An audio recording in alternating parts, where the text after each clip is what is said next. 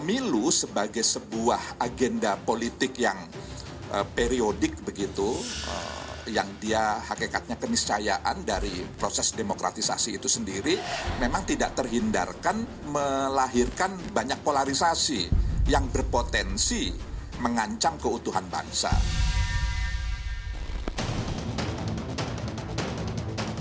Jangan terinterupsi oleh peristiwa pemilu yang tiap 5 tahunan sering terjadi gesekan. Tapi sepanjang proses pemilu itu bisa jujur, adil, aman, transparan, itu tidak akan terjadi. Nah, sekarang persoalannya bagaimana kita ikut mengawal.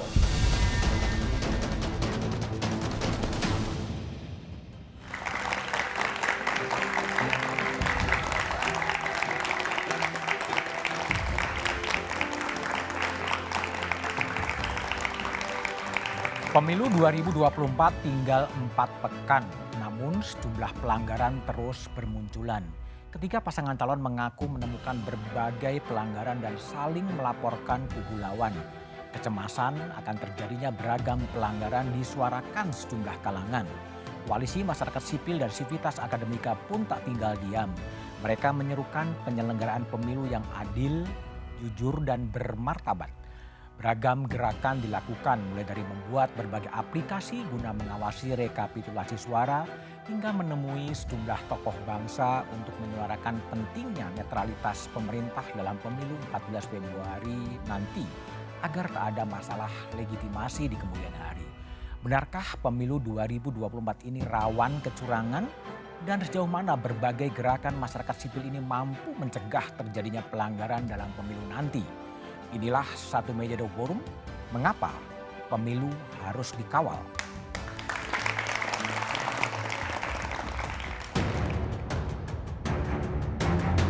Persoalannya bagaimana kita ikut mengawal, menjaga, karena ini kepentingan kita bersama.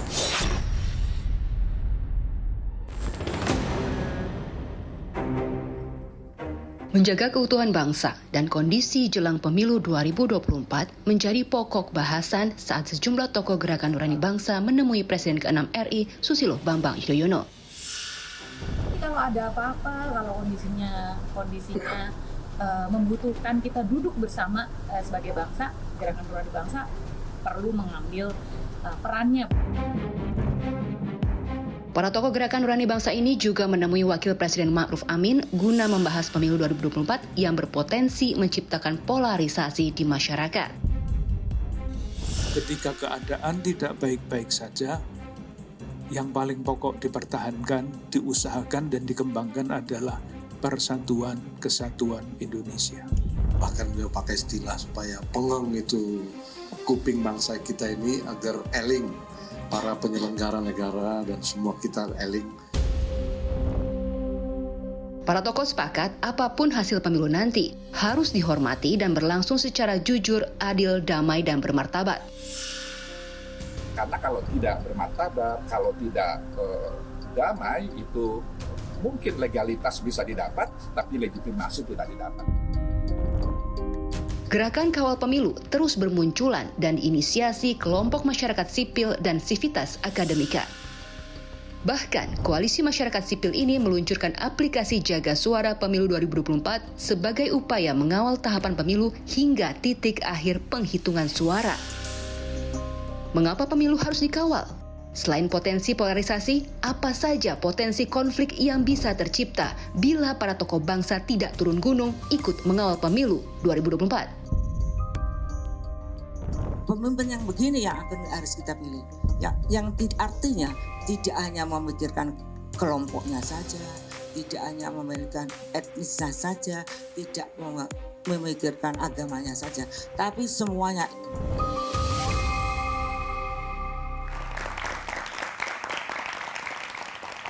Mengapa pemilu perlu dikawal? Itulah tema Satu Meja The Forum malam ini. Telah hadir di studio dari ujung sebelah kanan ada Mas Sudirman Said dari Timnas Anies Mohaimin. Malam. Selamat malam.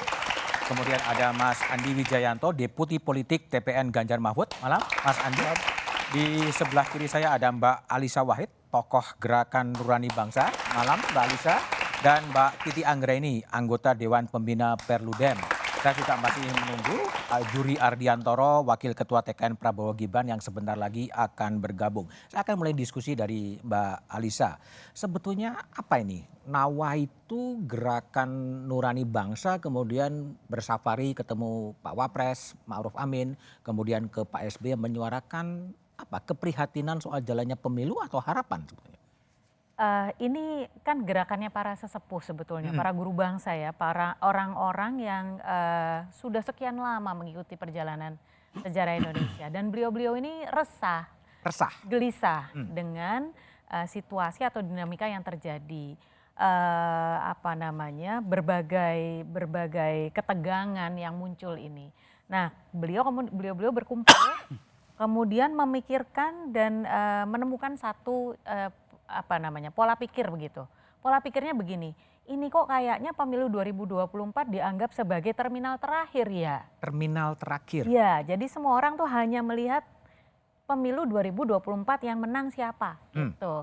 Tidak melihat ini sebagai bagian dari perjalanan panjang bangsa Indonesia. Oke. Nah, karena kita punya cita-cita yang panjang, maka pemilu ini kan hanya transisi kepemimpinan. Karena itu transisi kepemimpinannya itu harus demokratis, harus bermartabat gitu. Kalau tidak, cita-cita yang panjang ini loh yang dipertaruhkan. Oke, tadi Mbak Alisa menyebut resah dan gelisah. Betul. Resahnya kenapa dan gelisahnya kenapa? Yaitu karena dinamika ketegangan yang terjadi, saling tuduh-menuduh yang bermunculan, lalu kemudian ada desas-desus kalau istilah para tokoh bangsa ini ya, desas-desus tentang pelanggaran di sana-sini, munculnya indikasi A, B, C, D ini gitu. Itu yang membuat beliau-beliau merasa bahwa wah ini kok jadi tegang sekali dan all or nothing begini ya begitu. Gitu. Dan persoalan etika dan moralitas itu kemudian seperti terpinggirkan hanya demi kepentingan memenangkan kekuasaan ini begitu. Oke, setelah ketemu Pak Wapres Ma'ruf Amin, kemudian ke Presiden SBY, kemudian akan ketemu dengan Presiden Jokowi juga? Oh iya, itu sudah dijadwalkan. Kapan akan bertemu? Kelihatannya di awal Februari ya. Februari. Ya, jadi para sesepuh ini menemui, kenapa yang ditemui kok pertama wakil presiden, nanti di ujung ketemu presiden, begitu. Tapi ketemu juga dengan para sesepuh bangsa yang dalam hal ini tentu saja adalah para presiden, mantan presiden, para mantan wakil presiden, lalu juga bertemu dengan penyelenggara negara yang terkait langsung dengan pemilu. Begitu, KPU, Bawaslu, kemudian Kapolri dan Panglima TNI itu kita ingin bertemu. Bahkan kita ingin bertemu dengan MK karena nanti sengketa pemilu itu akan diproses di Mahkamah Konstitusi. Itu dengan lagu yang sama, ketemu dengan Kapolri, ketemu dengan Panglima TNI, ketemu dengan MK, menyuarakan kegelisahan dan keresahan itu. Betul. Dan meminta mereka menjalankan amanah sebagai penyelenggara negara untuk menjalankan proses transisi kepemimpinan ini dengan adil dan demokratis. Itu yang diharapkan. Itu ada asumsi bahwa sekarang ada tidak adil dan kurang demokratis? Indikasi-indikasi yang muncul, desas-desus yang muncul itu kan banyak sekali. Saling menuduh itu banyak sekali gitu. Bahkan persoalan, jadi begini, lebih dari sekedar pelanggarannya itu sendiri adalah resolusinya gitu. Maksudnya penyelesaiannya itu gimana dari setiap kasus ini. Kalau setiap kasus ini diselesaikan dengan jelas, jadi ada pengaduan, ada indikasi, lalu jawabannya jelas, maka kepercayaan publik kan tinggi. Tapi kalau ada abu-abu, ada ini, ada itu, ini kepercayaan publik kan akan berkurang. Nah, kalau kepercayaan publik berkurang, makanya tadi Pak Lukman Hakim Saifuddin menyebutkan bisa menang secara legal, tapi harus menang mendapatkan legitimasi juga. Itu yang harus dipastikan. Oke, baik Mbak Lisa. Oke, Juri Ardiantoro juga sudah datang. Silakan Mas Juri dari Wakil Ketua TKN Prabowo Gibran. Silakan Mas Juri Ardiantoro. Oke, baik, saya akan sambil Mas Juri menunggu. Mas Dirman, tadi ada suara kegelisahan dan keresahan yang disampaikan oleh Muazzin ya, Muazzin Bangsa lah atau Gerakan Nurani Bangsa. Anda juga merasakan ada perasaan yang sama atau gimana? Ya, pertama katanya ada yang mengatakan kalau suasana begitu gelap, itu adalah sebentar lagi akan ada keterangan jalan gitu. Dan mungkin kehadiran para tokoh tadi, para guru bangsa, para orang tua yang selama ini barangkali berjarak, kemudian sekarang masuk ke arena, itu bagian dari itu. Ada kegelisahan yang luar biasa yang dialami. Dan sebenarnya bagi kami sih gampang, karena susahnya kita ini kan bertiga kan sebagai pihak yang sedang berkompetisi. Tetapi yang paling mendasar menurut saya adalah ketika yang seharusnya jadi wasit jadi pemain. Yang sudah jadi wasit jadi pemain? Jadi kalau pemimpin paling tinggi sudah memaksakan kehendaknya sampai merubah undang-undang. Untuk kepentingan keluarganya. Itu yang lain hanya ikutan saja tuh. Jadi kalau ada hal-hal yang teknis, ada baliho dicopot, ada videotron dilarang, itu sebetulnya hanya implementasi dari sikap keseluruhan yang dikehendaki. Dan itu saya kira bagian dari kegelisahan itu yang kami memang tidak bisa terlalu vokal mengatakan itu karena pasti kan tidak lepas dari subjektivitas. Tapi alhamdulillah muncul tokoh independen yang menyuarakan hal-hal seperti ini. Dan itu akan menjadi satu warna tersendiri bahwa demokrasi kita mudah-mudahan bisa dijaga oleh para tokoh, oleh para orang tua, para sesepuh yang selama ini memang betul-betul dianggap kredibel. Dan kami bisa berjalan dengan lebih nyaman. Gitu. Oke, baik. Mas Andi, tadi kalau sebelum ke Mas Juri ya, karena beliau sedikit terlambat. Apakah juga kemudian 03 juga merasakan di lapangan merasakan kegelisahan yang sama juga terhadap pemilu yang bermartabat dan pemilu yang demokratis?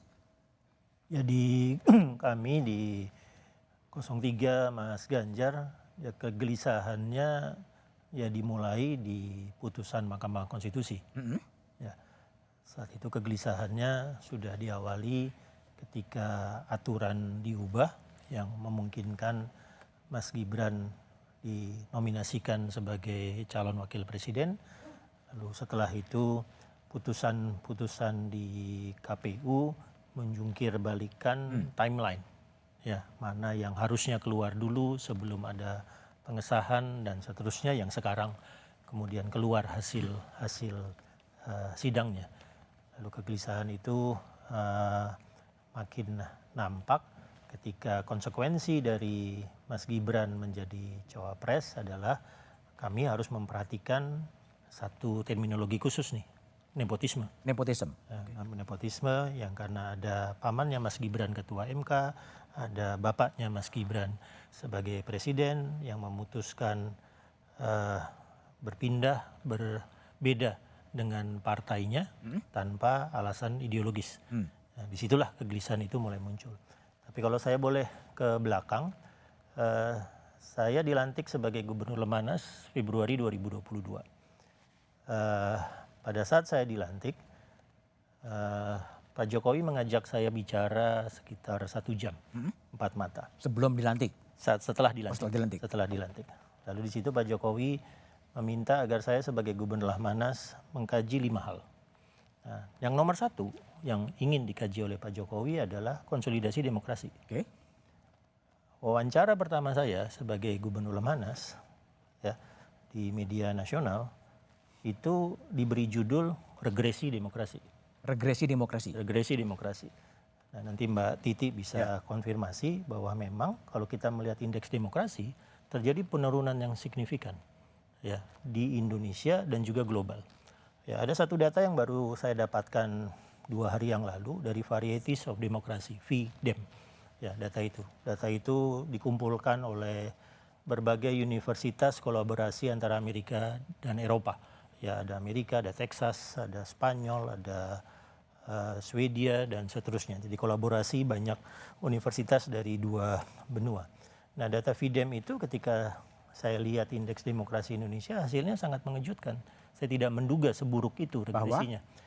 Bahwa skor demokrasi Indonesia dilihat dari 4 indikator utamanya itu di masa 2014 sampai sekarang lebih buruk di seluruh presiden reformasi. Dari Seluruh masa presiden reformasi. Gus Dur, Ibu Mega, dan SBY. Saya sendiri terkejut, saya tidak menduga bahwa regresi demokrasinya seturun itu.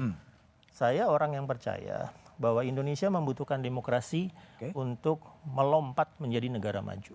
Indonesia membutuhkan 7 kali pemilu demokratik berturut-turut untuk mematangkan demokrasinya.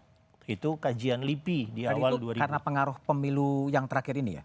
Ya, tapi ternyata demokrasi kita dengan pemilu 2014 yang benar-benar pemilu yang keras, saat itu menjadi pemilu medsos yang pertama, pemilu hoax yang pertama, pemilu post-truth yang pertama, indeks demokrasi turun. 2019 terulang. Ada Pilgub 2017 yang membuatnya terulang.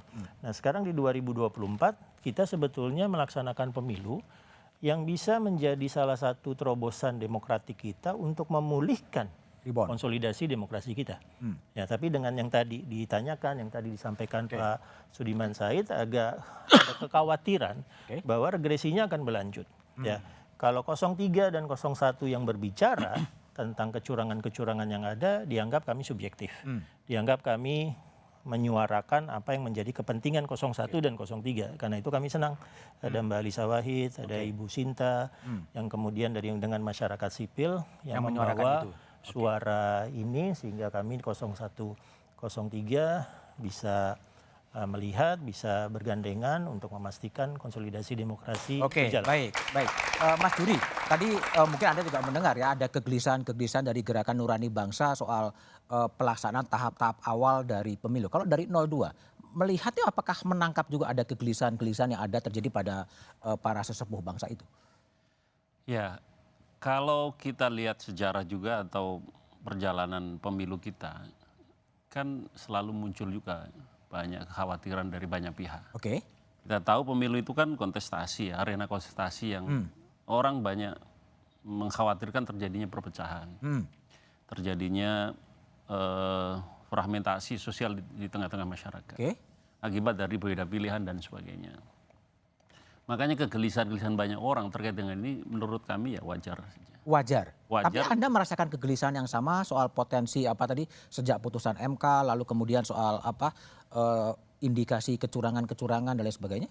Karena kepentingan untuk membuat pemilu ini berjalan baik, jujur, adil, damai, aman, ini sebenarnya kepentingan semua pihak. Semua calon pasti punya kepentingan yang sama.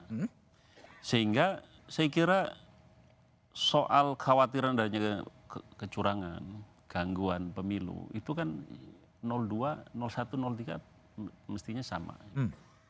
Nah karena kita ingin juga hasil pemilu atau proses pemilu dan hasil pemilu itu juga punya legitimasi yang kuat. Karena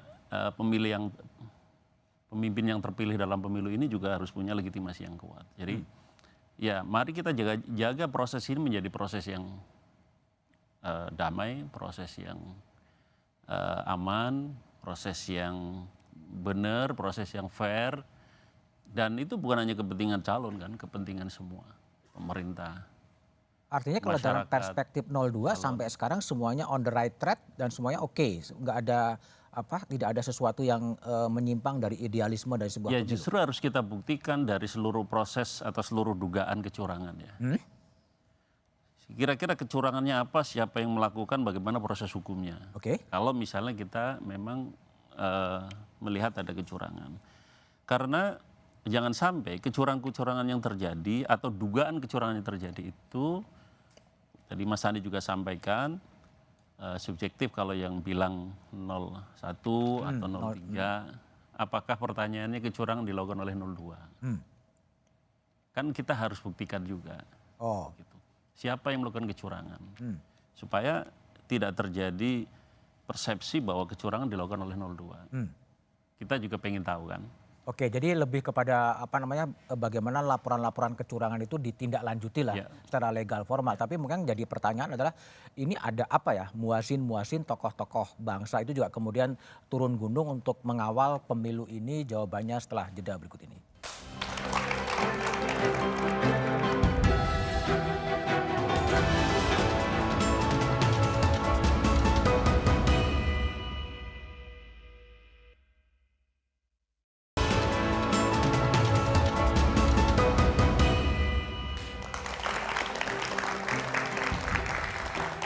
Oke, baik, saya ke Mbak Titi Anggraini. Mbak Titi, ini kan ada tokoh-tokoh sepuh bangsa kemudian turun, dan tadi Mbak Alisa mengatakan ada kegelisahan, ada keresahan.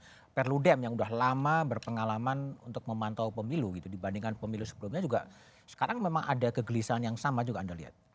Iya, saya pernah mengatakan bahwa 2024 itu pemilu yang bisa dikatakan dari 99 sampai 2024 pemilu yang paling kritis ya. Paling kritis? Paling kritis. Kenapa? Karena kenapa? Kalau dulu persoalan itu agak sektoral, misalnya penyelenggaranya yang kurang kompeten.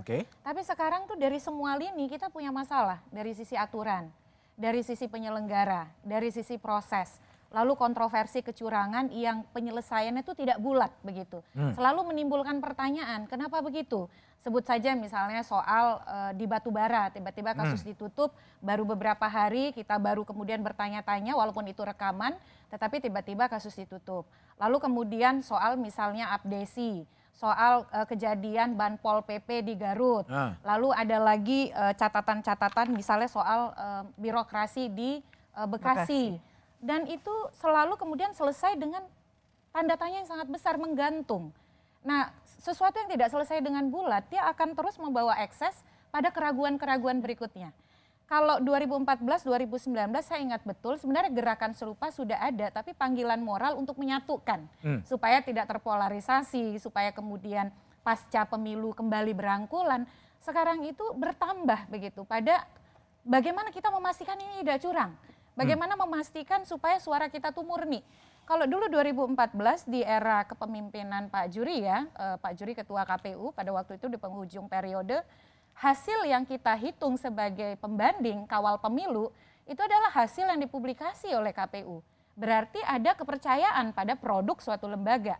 Tapi sekarang misalnya gerakan Jaga Suara 2024, Jaga Suaramu, Jaga Pemilu, itu bahkan ingin memastikan mereka mengkoleksi langsung dari TPS begitu. Artinya gini Mbak Titi, kalau kembali kepada tadi yang dikatakan ada apa indikasi-indikasi kecurangan, apa abdesi, lalu kemudian yang di Batubara dan lain sebagainya, ini siapa sebenarnya yang patut diduga melakukan kecurangan itu?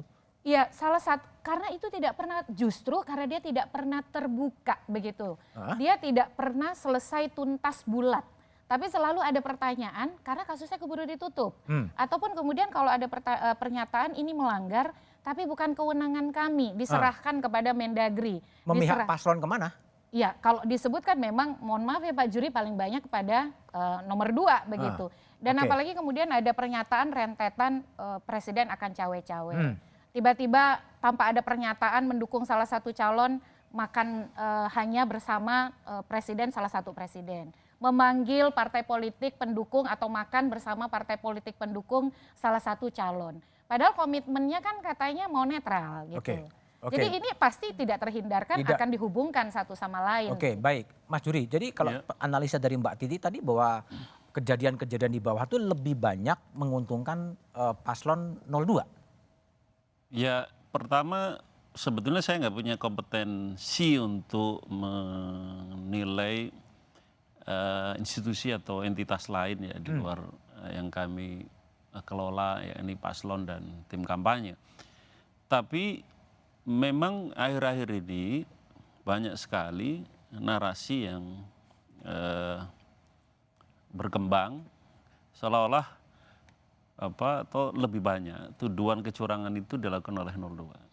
Nah, ini yang sejak awal tadi saya sampaikan supaya ini dikelirkan oleh para penyelenggara pemilu, oleh para penegak hukum.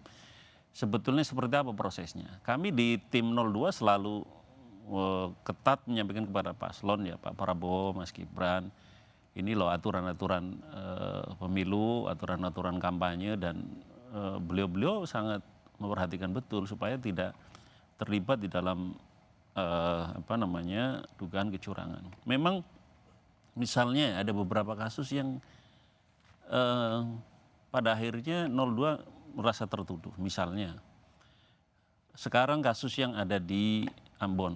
Atau di Maluku. Bawaslu memproses dugaan pelanggaran Mas Gibran ketika bertemu dengan para ketua adat, para raja-raja. Nah, Mas Gibran sendiri kan nggak ngerti bahwa di antara para raja dan kepala suku itu ada yang merangkap kepala desa. Dan kepala desa itu kan menurut undang-undang memang dilarang dilibatkan dalam kampanye. Ini kan sesuatu yang sebenarnya dari sisi calon ini nggak ada problem, nggak masalah. Karena nggak paham bahwa yang datang itu adalah juga merangkap kepala desa. Nggak paham? Nggak tahu. Raja. Karena taunya adalah raja kepala suku. Ternyata di sana kan memang mungkin ada kepala suku, adat, atau raja yang juga mungkin kepala desa. Nah, lalu siapa ini yang salah dalam proses ini? Gitu. Tapi kalau tadi kan Mbak Titi mengatakan diproses tapi kemudian nggak ada apa ditutup. Proses ditutup. Kalau Ambon masih proses. Nggak yang lain lah. Dalam konteks lain kan kemudian ditutup gitu kan. Ada kasus yang juga ganjil menurut kami dan merasa kami juga dirugikan. Kasus di Jakarta, Car Free Day. Car Free Day, susu itu. Di mana Mas Gibran memberikan susu, bagi susu. Oleh Bawaslu dinyatakan, Bawaslu RI dinyatakan bahwa kasus ini tidak memenuhi unsur pelanggaran kampanye. Nah, tiba-tiba Bawaslu Jakarta Pusat memproses ulang dengan mengatakan ada temuan baru atau bukti baru. Anehnya, bukti baru yang dipakai oleh Bawaslu Jakarta Pusat adalah bahwa paslon diduga melakukan pelanggaran aturan lain. Yang dimaksud aturan lain adalah Pergub. Kalau nggak salah, Pergub yang melarang kegiatan politik di area Car Free Day. Pertanyaan kami waktu itu, ini Bawaslu itu bekerja berdasarkan undang-undang pemilu atau berdasarkan Pergub? Kan aneh. Mestinya ketika ada dugaan pelanggaran peraturan lain, Bawaslu itu cukup mengkaji, hasil kajiannya disampaikan kepada gubernur sebagai pemegang otoritas untuk menegakkan Pergub. Tapi ini kan diproses dan kemudian dipublikasi bahwa Mas Gibran melakukan pelanggaran aturan lain. Loh, Bawaslu nggak boleh dong memvonis seseorang berdasarkan aturan di luar undang-undang pemilu atau peraturan KPU. Mas Ini Dirman. narasi yang kami terima menjadi negatif. Oke, Mas Dirman, ini kan ada tadi Mbak Titi mengatakan ya dilaporin ke Bawaslu tapi nggak ada penjelasan, tiba-tiba ditutup, ada yang diteruskan juga. Gimana Anda lihat ini permasalahannya di mana sebetulnya? Menurut saya yang dilukai itu, yang luka itu adalah public trust. Public trust Percayaan publik terhadap proses ini. Karena apa? Kalau kita urut ke belakang, hulunya adalah ketika seorang pemimpin negara yang seharusnya menjaga semuanya, menggunakan kewenangannya untuk mendorong keluarganya, itu hulu dari kerusakan publik. Tapi kan pernyataannya kan minta untuk netral semuanya kan. Nah, sesudah itu kan verbalnya mengatakan netral, tapi non verbalnya tidak kan. Jadi di sini muncul satu gap antara yang dikatakan dengan yang dilakukan. Non verbal tidak di mana tidaknya? Yang kita saksikan selama ini, misalnya kepala desa dikumpulkan begitu ya, kemudian ada tuh satu pembahasan presiden rasa tim sukses gitu. Ini kan menjadi bola yang terus menggelinding dan akhirnya muncul satu tindakan atau satu inisiatif dari para tokoh untuk mengatakan. Saya kebetulan beberapa hari ini menyaksikan atau mereview seluruh berita-berita media internasional terhadap keadaan kita sekarang, dan semuanya menulis dengan sangat buruk. Times, Asia Times, Guardian, kemudian New York Times, semuanya menulis dengan buruk keadaan kita. Dan saya merasa prihatin karena seolah-olah demokrasi kita yang kita bangun dengan susah payah sejak 98 itu, kok di ujung atau bukan di ujung lah, di periode ini seperti dirusak begitu rupa oleh satu tindakan. Dan semuanya mengatakan nepotisme sebagai satu persoalan besar, kemudian melanggar undang-undang sebagai persoalan besar, dan melanggar etika itu satu persoalan besar. Yang itu saya katakan tadi, itulah ujung atau hulu dari hilangnya public trust atas proses ini semua. Dan nanti menurut saya yang dikhawatirkan bahwa betul barangkali ada kemenangan secara politik, tapi legitimasi akan menjadi pertanyaan besar. Karena itu memang saya kira kita berterima kasih pada civil society yang ingin mengembalikan ini pada track. Sehingga kerusakan trust ini tidak akan berlanjut, mudah-mudahan. Itu yang kita harapkan. Baik, Mas Andi. Jadi kalau Mas Andi lihat, apa sih yang menjadi kekhawatiran paling besar Anda terhadap jalannya pemilu yang tinggal 30 hari lagi atau kurang? Tapi jawabannya setelah jeda berikut ini.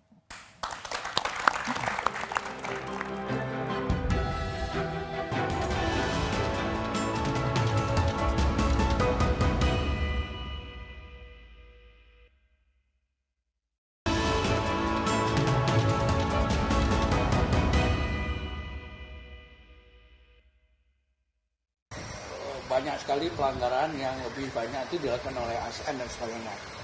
Nah, kita nanti bisa melaporkan pelanggaran yang banyak ini dalam bentuk TSM, terstruktur, sistematis dan masif. Tapi data yang ada sekarang itu belum bisa kita bawa menjadi laporan TSM. Oke, baik. Mas Andi, Ifdal mengatakan kekhawatiran bisa menjadi terstruktur, sistematif, dan masif berkaitan dengan pelanggaran ASN.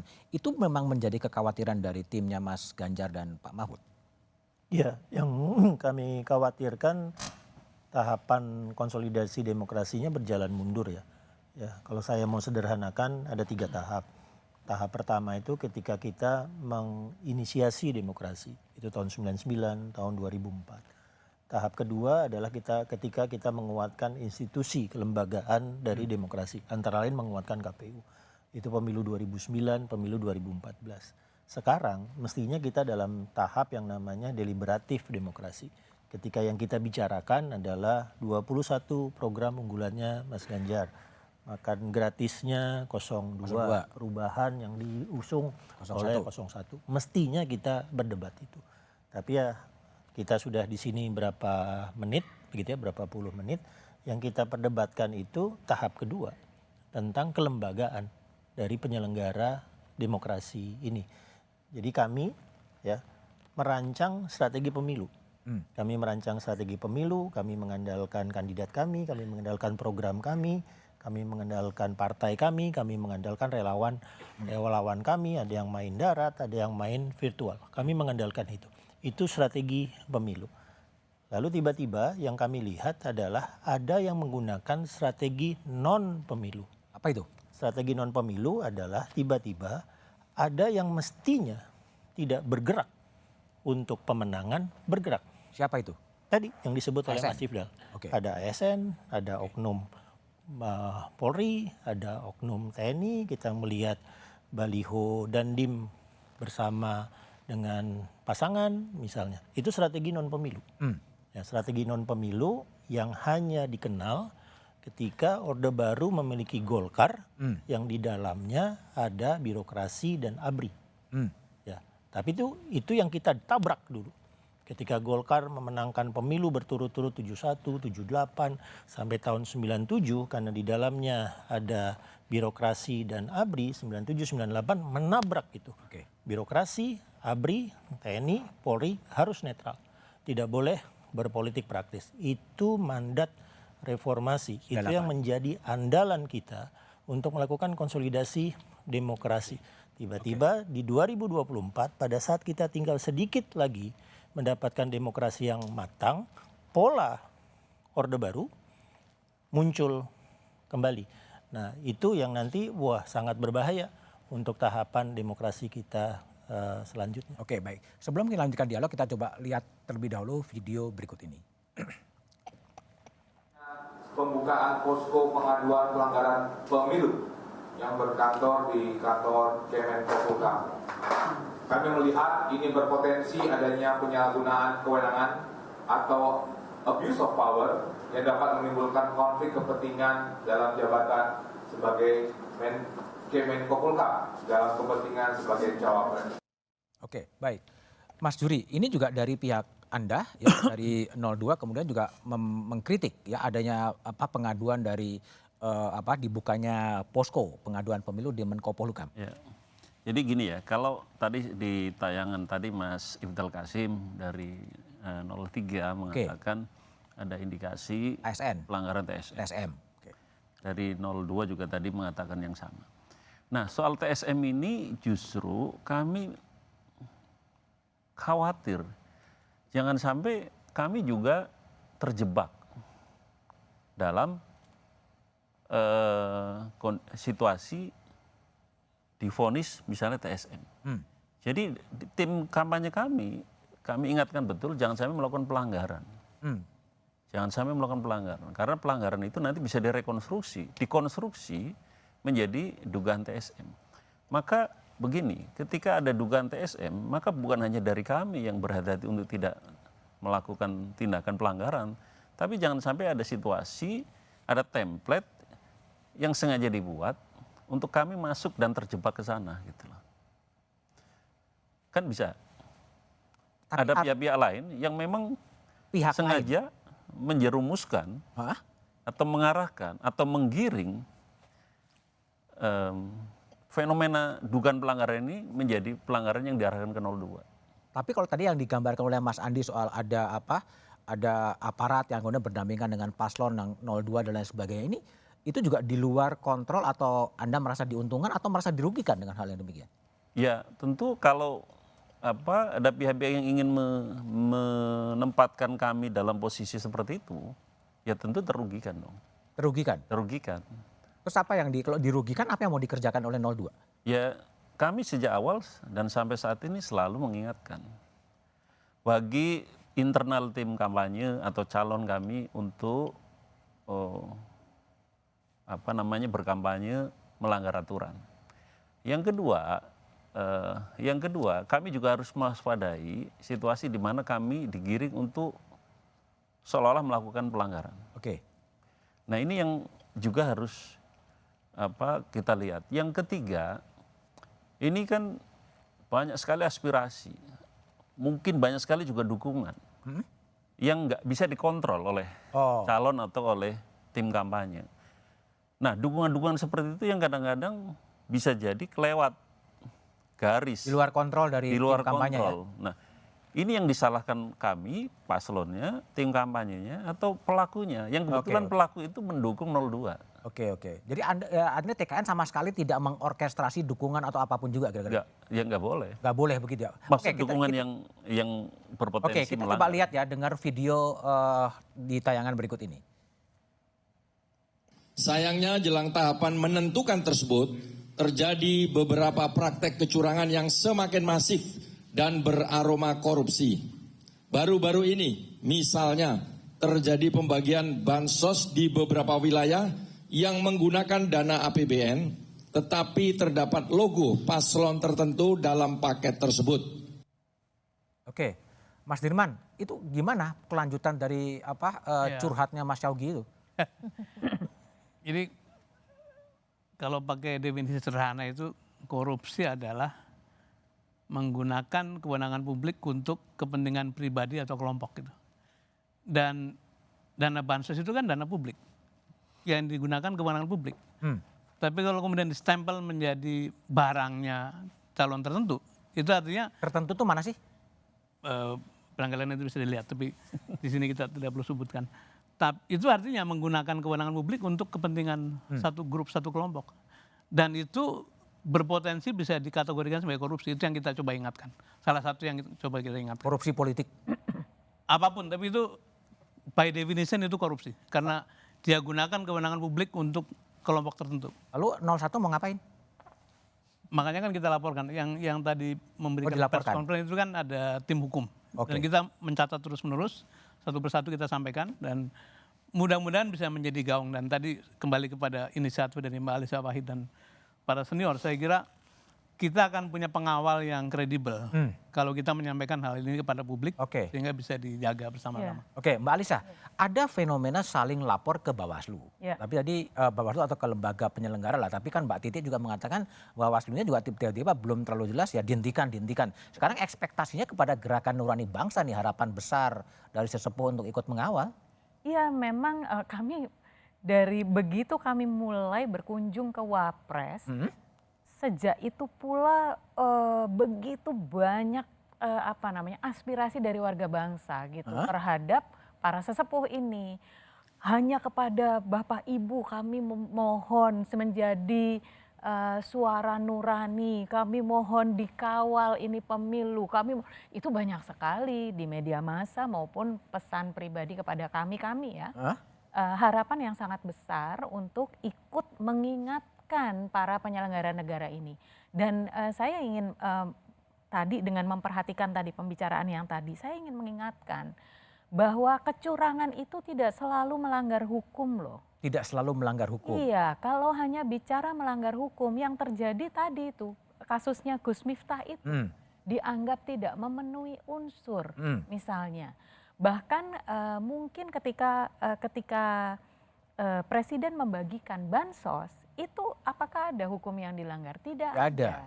Tapi masalahnya hukum itu kan harus juga berlandaskan pada etika. Mana yang boleh, mana yang tidak boleh. Ini yang terus-menerus disorot oleh para sesepuh ini.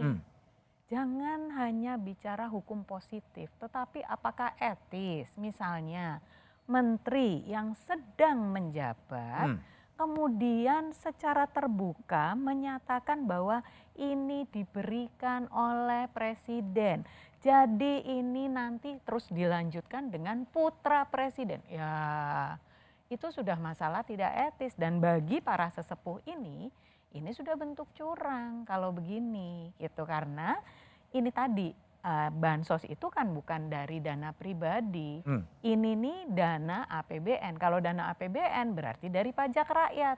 Berarti kan bansos itu sebetulnya dari uang kita ini. Tadi Mbak Alisa ngomong soal etika dan moral. Anda yakin bahwa etika dan moral masih akan diperhatikan dalam suasana yang seperti sekarang? Nah justru itu yang harus diingatkan. Harusnya tetap dong Mas. Harusnya kalau di dalam, tadi kan penggunaan istilah-istilah keislamannya tuh banyak tuh ya. Nawaitu terus tadi. Nah kalau di dalam Islam misalnya ada fikih, ada usul fikih.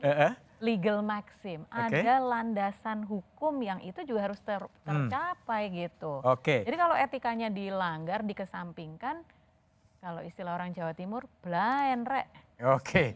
Jadi bagaimana kemudian kita berharap dan apa yang harus dilakukan agar pemilu itu tetap bisa berjalan bermartabat dan jujur dan adil? Jawabannya setelah jeda berikut ini.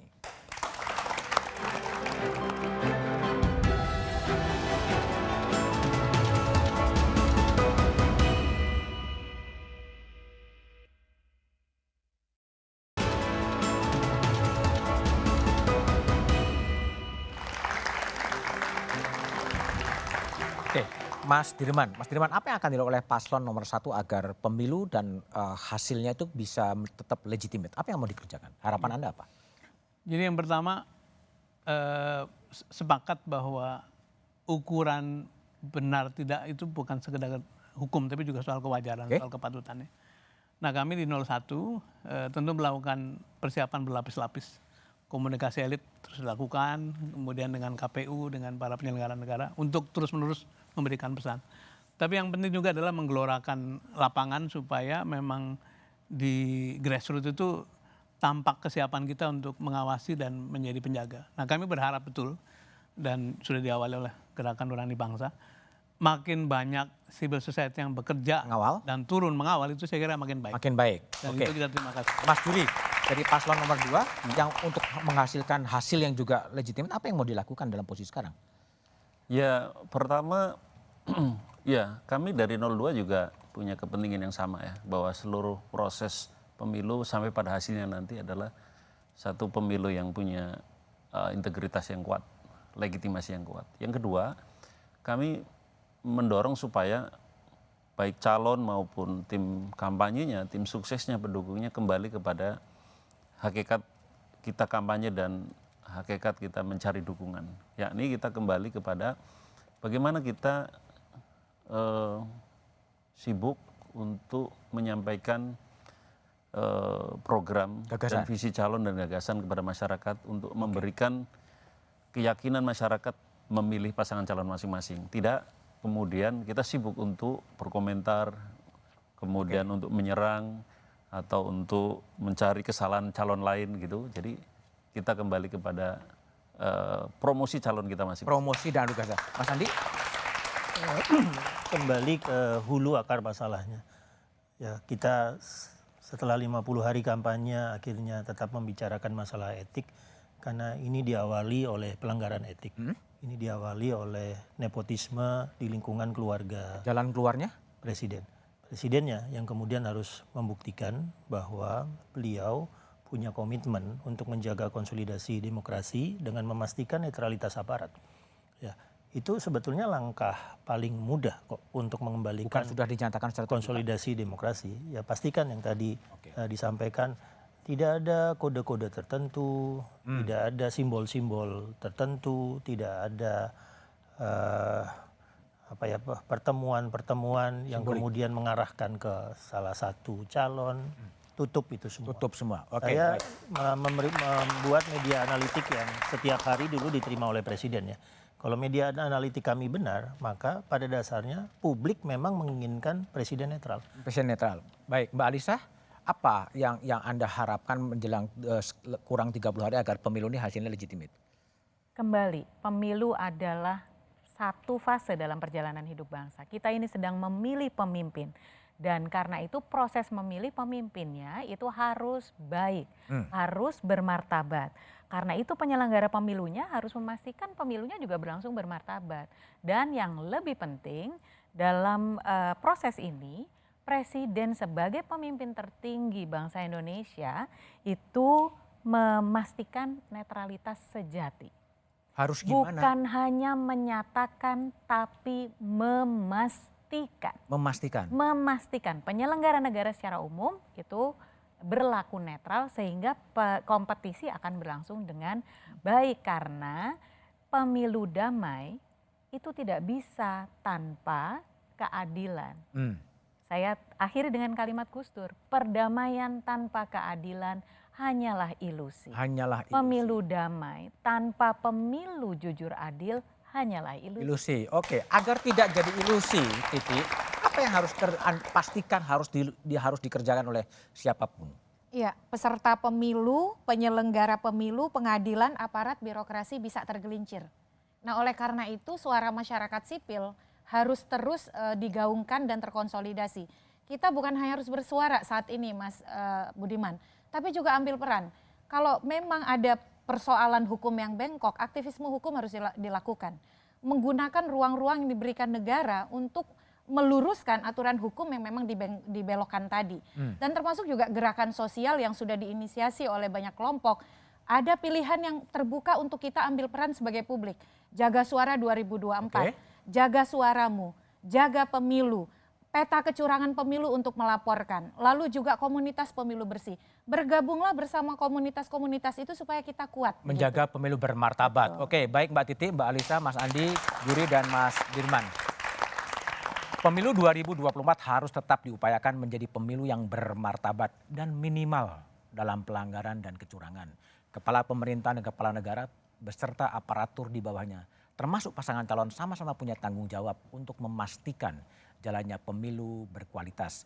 Suara-suara jernih tokoh-tokoh bangsa harus menjadi perhatian.